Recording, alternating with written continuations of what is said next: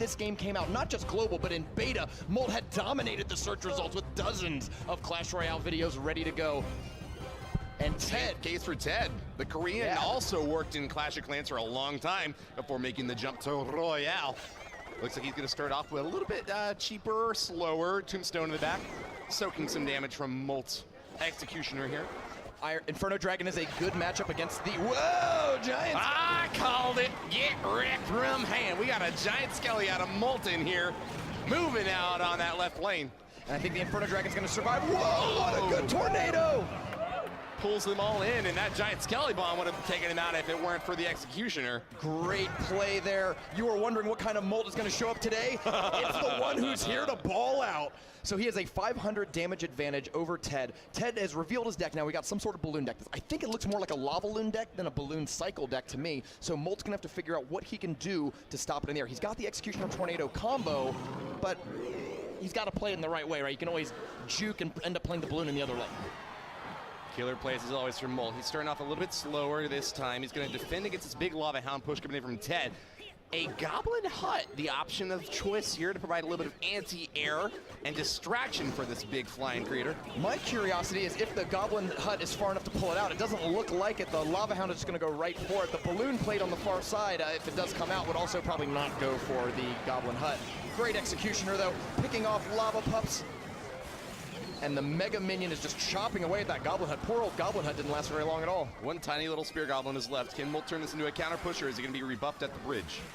These hits on the Tombstone, you know, they're unfortunate, but at the same time, Tombstone has a pretty short lifespan. So if you get just a little bit of damage on it, you can take it out quickly and nothing kills a Tombstone like an Executioner. The Axe takes the Tombstone out on the way in, and on the way out, takes out the Skeletons. Nice Tornado. Buys a hit onto that left side tower from the Executioner, taking it down to 1684. Another Executioner right on the nose. I was going to say, the risk is he doesn't have Tornado anymore, so he cycled 1 card, 2 cards, 3 cards. He's got to get 1 more card on the field. Oh no, the Ice Wizard gets frozen himself.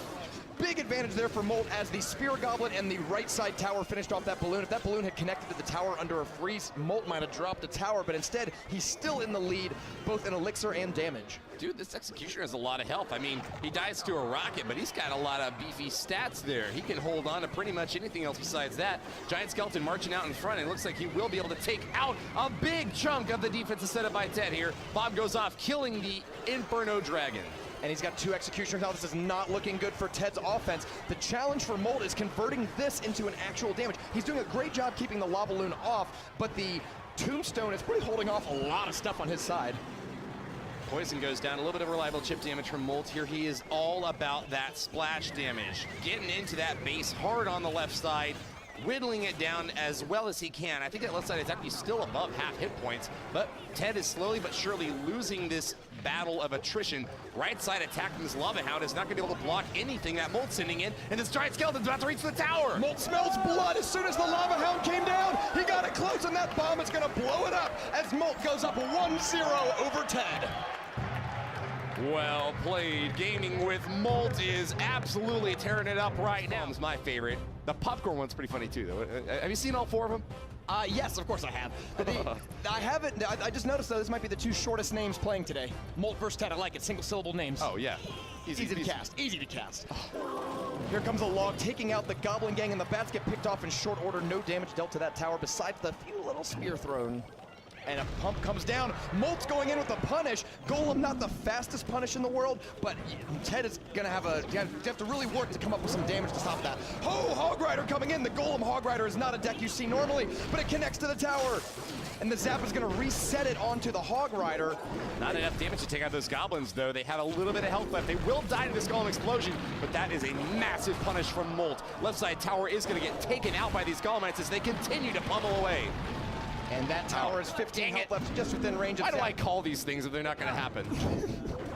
But Golem Cannon Card is on the counterattack. This might be a trade of towers very shortly here. The Cannon Card is picked off, though, outside of the range of the tower, allowing the Mini P.E.K.K.A. free to chop that thing in half. Wow, really good defense by Molt here. He's getting off to a good start. Another pump comes down for Ted, though. Ted has 1:40 to use that extra elixir to turn this around. Cloven in twain. The Golem chopped apart, becomes 2 little Golemites. Left side tower for Molt at half health, but the Hog Rider over on the right side is getting even more work done. Molt's ready to go for the 2 crown if need be. The hard part is stopping the cannon cart on defense. I really like the bats here, though, because they pick it off before it gets into range, turning that cannon cart into a big old donut. No damage done to that right side tower. I always get triggered whenever I hear the cannon cart die, and I'm like, oh my god, did they just play a giant like right on the bridge? Yeah. It sounds like a giant deploy whenever he goes down. Supercell, please. The Golem is coming down there on the left side. Let's see what's coming into support. He could do Cannon Card, he could do Mega Minion, could do Minions. He's got one more card. How about Mini P.E.K.K.A.? That's my preferred option. Whoa! Golem is zoned to block the incoming hits, but that's not going to be able to take care of the Golem. Poison comes down and it's going to weaken the tower. This tower is definitely going down. Ted is taking it. Molt is taking it.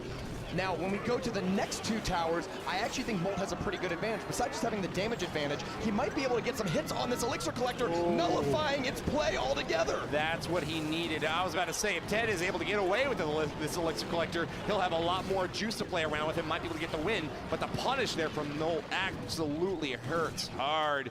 Ted is going to be reeling from that last hit, and even though he's at 10 Elixir now and has a pretty good stage presence, he's going to be on the lookout for this right side goal. This is just going to be potentially just a 2-1 game here with only 15 seconds left. We might be trading 2 more towers if both of these go down in the next 10 seconds or so. I'm more worried about Molt. The Spear Goblin. Cannon connects. Right side's getting torn apart. Molt's in a lot of trouble. Golem's finishing off, and this actually will be a 3-crown base race. Cannon cards are shredding it, and Ted ties it up. Wow, that's meta maulers.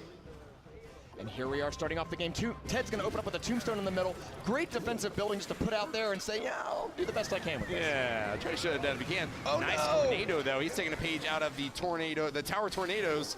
Well, we tries to get the king activated, but nope. Yeah, so we mentioned earlier that it's possible to kind of miss tornadoes, and then it feels kind of bad. And it looks like that was a feel-bad moment there because the king tower did not get activated. Log rolls through the Musketeer, actually pushes her out of range. Unfortunately, she will survive as a result of that knockback.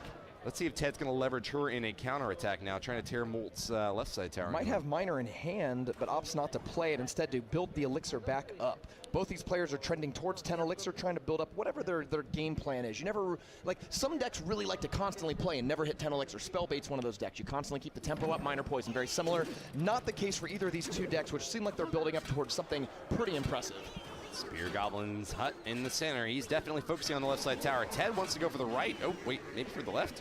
Oh, he's just clipping the Executioner and the tower and the hut at the same time. Good value. Good value. There, yeah. Nothing's going to die, but you're lowering the amount of damage the Executioner can do to your tower. You're lowering the amount of damage the Goblin Hut's going to do over time. And gets rid of that building in the middle of the field so you can play like Hog Rider or something. Ice Spirit a little bit too far away to be able to stop the Executioner out the back on that one, and Musketeer reaching the bridge. He's just a little bit too close this time. Advantage for Molt as he goes on the counterattack with his favorite card. Giant Skeleton marches across the bridge, but look out for this big ol' Mega Knight.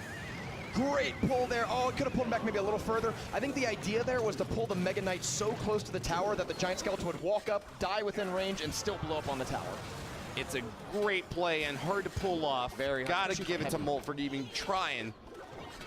But Ted keeps drilling in on the right side.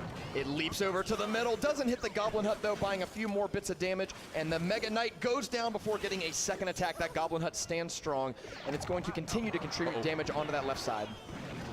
Both players so defensive. I feel like we've watched in all these games, they're able to really hold off each other's pushes, but struggle to push that damage through. Spells, Miner, very good in this matchup because it allows you to completely bypass the bridge-based defense.